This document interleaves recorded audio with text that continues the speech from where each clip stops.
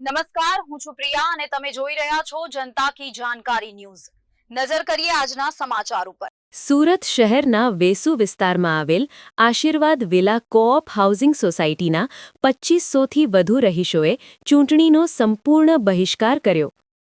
શહેરના પોશ વિસ્તાર વેસુ ભરથાણામાં રાજકીય ગરમાવો જોવા મળ્યો।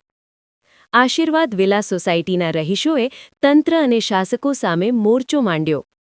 20 વર્ષથી પ્રાથમિક સુવિધાઓ માટે વલખા મારતા રહીશો મક્કમ। સોસાયટીની બહાર નો વોટ નો એન્ટ્રીના બેનરો લગાવી દીધા। પ્રચાર માટે આવતા નેતાઓમાં ફફડાટ વ્યાપી ગયો।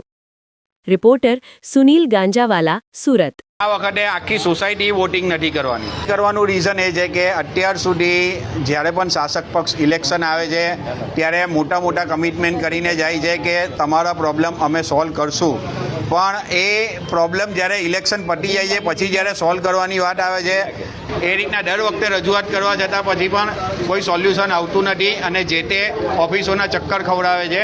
તો આ વખતે સોસાયટીએ સાર્વજનિક રીતે ડિસાઇડ કરેલું છે કે આપણે જે લોકશાહીની ચૂંટણી છે તેને આપણે બહિષ્કાર કરશું। નરેન્દ્ર મોદીને જોઈને લોકો ભાજપને વોટિંગ તો કરી રહેલા છે, પણ હવે કેવું છે કે એક તરફથી શાસન આવવાના કારણે કદાચ એવું લાગે છે કે હવે કોઈને સોસાયટીના કે લોકોના પ્રશ્નો સોલ્વ કરવામાં ઇન્ટરેસ્ટ નહીં હોય એવું લાગી રહેલું છે।